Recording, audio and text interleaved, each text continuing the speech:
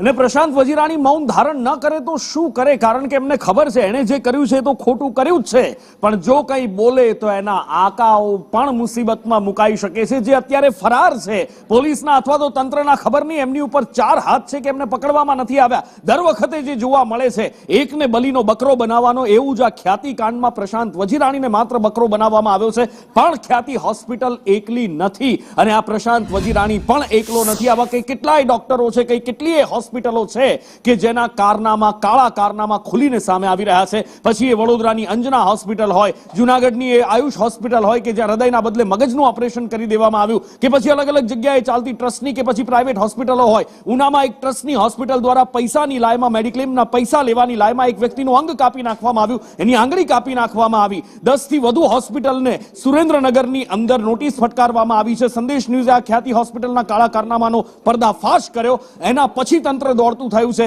મહેસાણાની 15 હોસ્પિટલોને નોટિસ આપવામાં આવી છે, એમની તપાસ થઈ રહી છે. સુરેન્દ્રનગરમાં પણ એવી 10 હોસ્પિટલ સામે આવી છે જે સરકારી યોજનાનો ગેરલાભ ઉઠાવી લોકોના ખોટા ઓપરેશન કરી અને પોતાના ગજવા ભરી રહી હતી.